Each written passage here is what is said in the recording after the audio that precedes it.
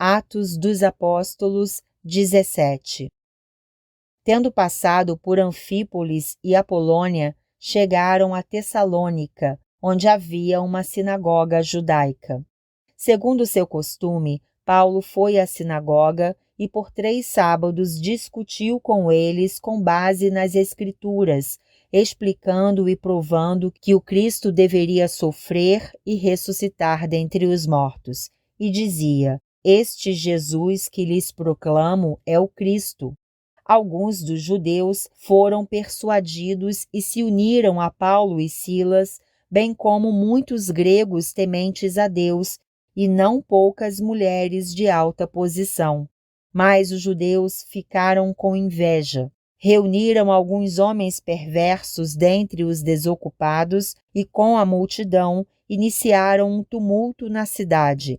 Invadiram a casa de Jason em busca de Paulo e Silas, a fim de trazê-los para o meio da multidão.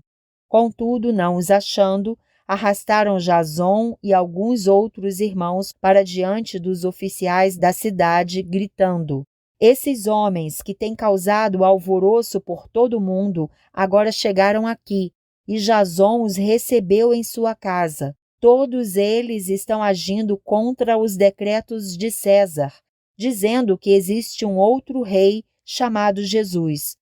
Ouvindo isso, a multidão e os oficiais da cidade ficaram agitados. Então receberam de Jason e dos outros a fiança estipulada e os soltaram.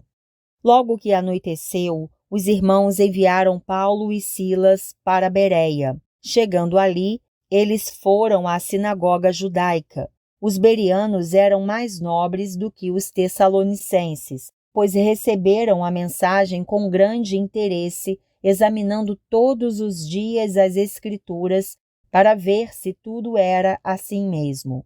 E creram muitos dentre os judeus, bem como dentre os gregos, um bom número de mulheres de elevada posição e não poucos homens. Quando os judeus de Tessalônica ficaram sabendo que Paulo estava pregando a palavra de Deus em Bereia, dirigiram-se também para lá, agitando e alvoroçando as multidões. Imediatamente os irmãos enviaram Paulo para o litoral, mas Silas e Timóteo permaneceram em Bereia. Os homens que foram com Paulo o levaram até Atenas, partindo depois com instruções para que Silas e Timóteo se juntassem a ele tão logo fosse possível. Enquanto esperava por eles em Atenas, Paulo ficou profundamente indignado ao ver que a cidade estava cheia de ídolos. Por isso, discutia na sinagoga com judeus e com gregos tementes a Deus, bem como na praça principal, todos os dias, com aqueles que por ali se encontravam. Alguns filósofos epicureus e estoicos começaram a discutir com ele. Alguns perguntavam: o que está tentando dizer esse tagarela? Outros diziam: parece que ele está anunciando deuses estrangeiros, pois Paulo estava pregando as boas novas a respeito de Jesus e da ressurreição.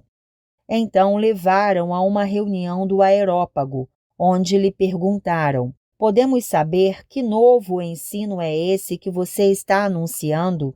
Você está nos apresentando algumas ideias estranhas e queremos saber o que elas significam. Todos os atenienses e estrangeiros que ali viviam não se preocupavam com outra coisa senão falar ou ouvir as últimas novidades. Então Paulo levantou-se na reunião do Areópago e disse: Atenienses, vejo que em todos os aspectos vocês são muito religiosos, pois andando pela cidade, observei cuidadosamente seus objetos de culto e encontrei até um altar com esta inscrição: Ao Deus desconhecido.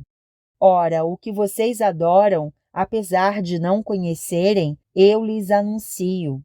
O Deus que fez o mundo e tudo o que nele há é o Senhor dos céus e da terra, e não habita em santuários feitos por mãos humanas. Ele não é servido por mãos de homens, como se necessitasse de algo, porque Ele mesmo dá a todos a vida, o fôlego e as demais coisas.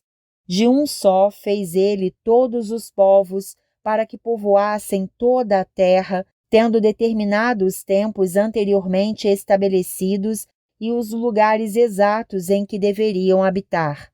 Deus fez isso para que os homens o buscassem e talvez, tateando, pudessem encontrá-lo, embora não esteja longe de cada um de nós. Pois nele vivemos, nos movemos e existimos, como disseram alguns dos poetas de vocês. Também somos descendência dele. Assim, visto que somos descendência de Deus, não devemos pensar que a divindade é semelhante a uma escultura de ouro, prata ou pedra feita pela arte e imaginação do homem.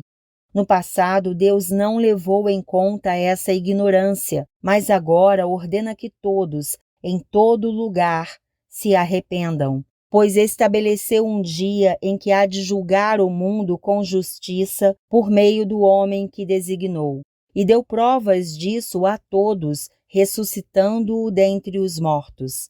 Quando ouviram sobre a ressurreição dos mortos, alguns deles zombaram e outros disseram: a esse respeito, nós o ouviremos outra vez. Com isso, Paulo retirou-se do meio deles. Alguns homens juntaram-se a ele e creram. Entre eles estava Dionísio, membro do Areópago, e também uma mulher chamada Dâmaris, e outros com eles.